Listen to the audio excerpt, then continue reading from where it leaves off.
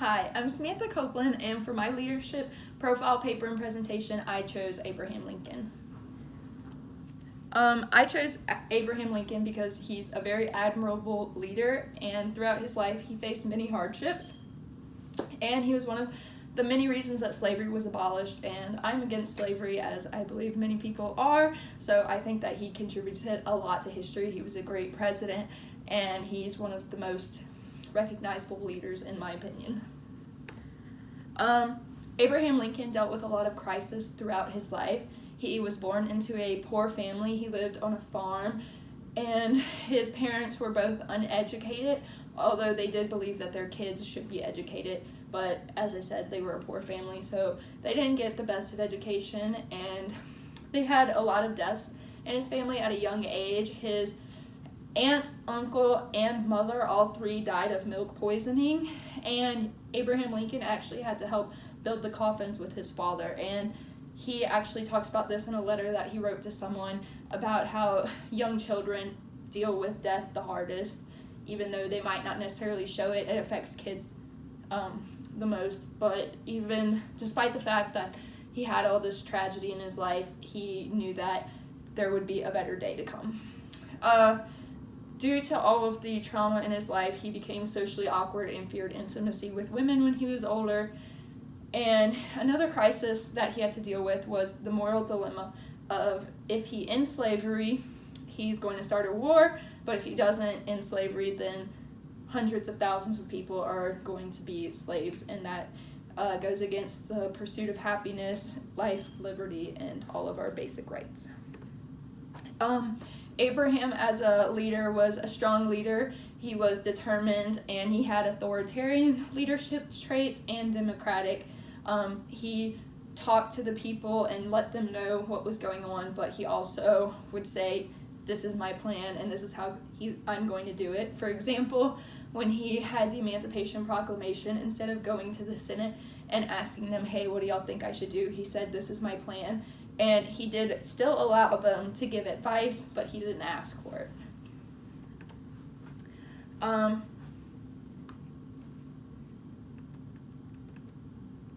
His childhood, as I said earlier, he came from a very poor family.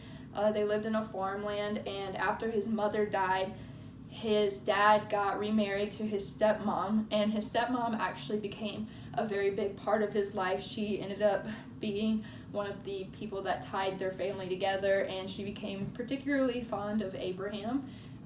She's the reason that he became so sweet and was a big people person. Once his father got remarried, his stepmom thought that he should be in a better school and to go to school, so he became more educated because of her. Abraham always wanted to push himself in school. He would self-teach himself anything that he didn't learn in school. He would buy books and take notes. And despite all of the setbacks in his life, he still fought to become president, even though he had tried to get voted into other office positions and failed several times. He still kept pushing. He abolished slavery through the Emancipation Proclamation, which was one of his visions. So, because he was one of the main reasons the Civil War started, but because of the Civil War and the Emancipation Proclamation, he did eventually get to abolish slavery in the Union, and eventually this led to the Confederate States also being freed of slavery. Abraham Lincoln also faced many obstacles in his life. The biggest one was the major depression episodes that he went through. He had severe depression, which caused insomnia, and his depression was caused by all of the trauma in his younger life, such as the death of his mother, his 11-year-old son, his aunt, his uncle, and all of the trauma he had to deal with through war. Despite his depression, he still continued to be one of the greatest leaders of history. Abraham Lincoln had to make many sacrifices. He sacrificed happiness, he sacrificed a normal life, and had to make huge decisions, which caused a lot of added stress. Many people don't have to deal with these kind of decisions, but as I said earlier, Abraham Lincoln had the moral dilemma of if he didn't go to war, slavery would continue, but if he went to war, a lot of people would get killed trying to fight for the end of slavery.